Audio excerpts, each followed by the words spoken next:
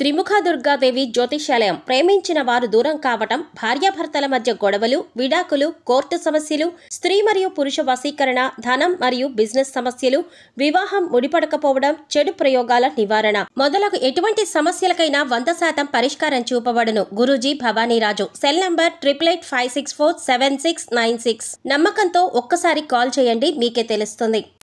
ఓం శ్రీమాత్రే నమః. ఛానల్లోకి స్వాగతం అండి. సెప్టెంబర్ 2వ తారీఖు అమావాస్య సోమవారంతో కలిసి వచ్చింది. అమావాస్య సోమవారంతో కలిసి రావడం అనేది చాలా విశేషమని, అలాగే ఎంతో శక్తివంతమైన రోజని పండితులు చెప్తున్నారు. అయితే సోమవారంతో కలిసి వచ్చిన అమావాస్యని సోమవతి అమావాస్య అంటారు. ఇంతటి విశేషమైన రోజున మీనరాశి వారు ఏ పనులు చేయటం వల్ల మీలో ఉన్న నెగిటివ్ ఎనర్జీ తొలగిపోయి విశేషమైన ధనలాభం కలిగి మీకున్న ఆర్థిక కష్టాలు తొలగిపోతాయి అనే అంశాలతో పాటుగా స్నానం చేసే నీటిలో ఏం కలుపుకోవాలి, ఆ పదార్థాలు ఎందుకు కలుపుకోవాలి అనే అంశాలను ఈ వీడియోలో మనం వివరంగా తెలుసుకుందాం. కానీ అంతకంటే ముందుగా మీరు కనుక ఇప్పటి వరకు మన ఛానల్ని సబ్స్క్రైబ్ చేసుకోకపోతే వెంటనే సబ్స్క్రైబ్ చేసుకొని పక్కనే వచ్చిన బెల్ ఐకాన్ నొక్కి ఆల్ సెలెక్ట్ చేసుకుంటే మేము ఇలాంటి వీడియోస్ అప్లోడ్ చేయగానే ముందుగా మీకు నోటిఫికేషన్ వస్తుంది. అయితే ముందుగా అమావాస్య రోజు ఏ పనులు చేస్తే అదృష్టం కలిసి వస్తుందో, ఏ పనులు చేసే దురదృష్టం కలిసి వస్తుందో తెలుసుకుందాం. అమావాస్య రోజు శక్తివంతమైన రోజు.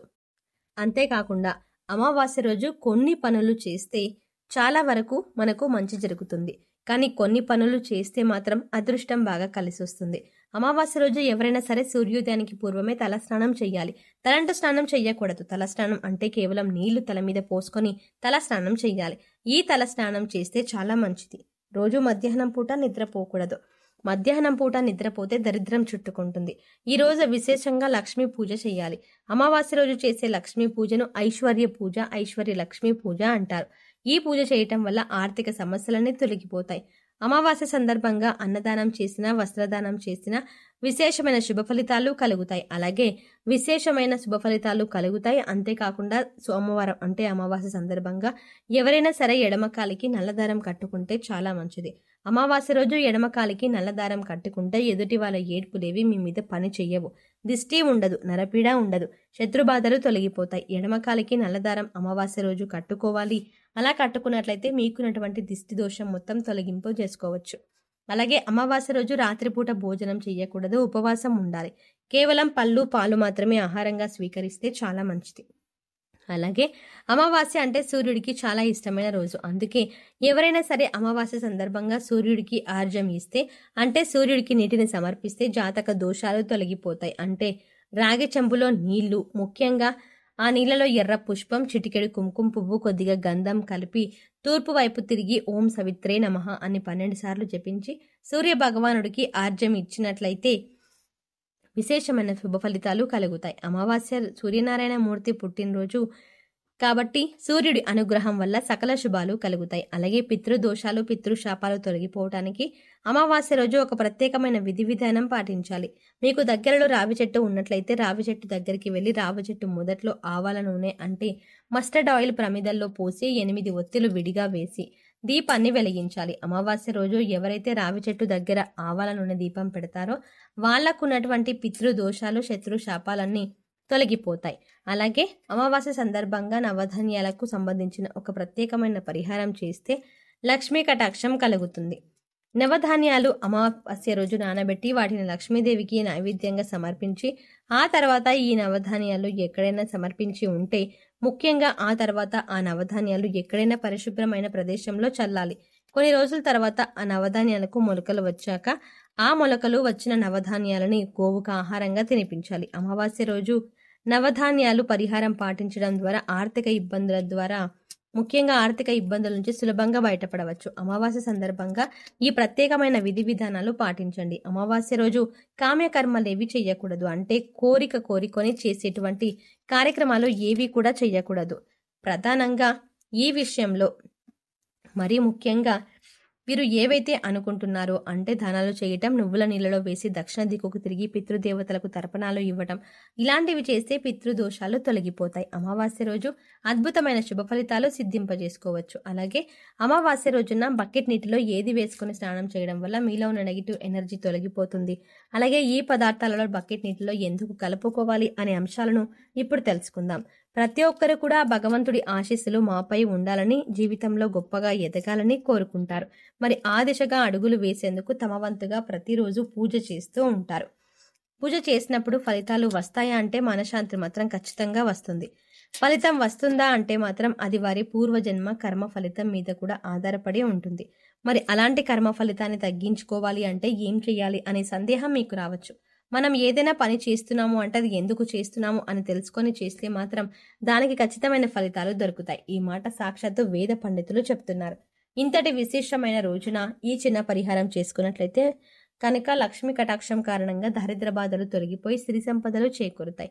చూడ్డానికి ఈ పరిహారాలు తేలిగ్గా అనిపించవచ్చు, కానీ వీటి ఫలితాలు మాత్రం చాలా గొప్పగా అనిపించొస్తాయి. ముఖ్యంగా ఇందుకోసం మీకు ముఖ్యంగా కావాల్సింది నమ్మకం. అలాగే ఈ పరిహారం మనకు పని చేస్తుంది, కష్టాల నుంచి బయట పడేస్తుంది అనే విశ్వాసం. పరిహారంలో భాగంగా ముందుకు స్నానం చేసే నీటిలో ఏమేమి కలుపుకుంటే మీకు లక్ష్మీదేవి అనుగ్రహంతో సిరి సంపదలు పొందుతారో చూద్దాం. అంతేకాదు వాటిని ఎందుకు కలుపుకోవాలి అనే విషయాన్ని కూడా తెలుసుకుందాం. ఈ సృష్టిలో ప్రతి ఒక్క పదార్థానికి కూడా ఒక ప్రత్యేకత ఉంటుంది. అంతేకాదు మనం కనుక మనసులో బలంగా సంకల్పించుకుంటే ఆ పదార్థంలో ఉన్న గుణం ప్రత్యేకమైన పదార్థాలతో చేర్చి ఉపయోగించడం వల్ల మన సంకల్పాన్ని భగవంతునికి చేరవేస్తుంది. కానీ ఈ పరిహారాలు తేలిగ్గా ఉన్నాయి కదా, చేసేద్దామని చెయ్యడం కాదు, మనస్ఫూర్తిగా నమ్మి చెయ్యాలి. అప్పుడే మీకు సత్ఫలితాలు వస్తాయి. ఇక ఇంతటి విశిష్టమైన అమావాస్య రోజు ఈ రాశివారు ఉదయాన్నే నిద్ర లేచి చక్కగా స్నానం చేయండి. అలాగే స్నానం చేసే నీటిలో ఒక తమలపాకు, కొద్దిగా రాళ్ల ఉప్పు, అలాగే 2 హారతి కర్పూరం బిళ్ళలను పొడి చేసి వేసుకొని ఇవన్నీ నీళ్ళలో కలుపుకొని స్నానం చేయాలి. ఈ నీళ్ళతో పిల్లలు ఇంకా పెద్దవాళ్ళు కూడా స్నానం చేయవచ్చు. ఆ తమలపాకులు అంటే శుభ సూచకం, అలాగే భగవంతుడికి ఎంతో ఇష్టం.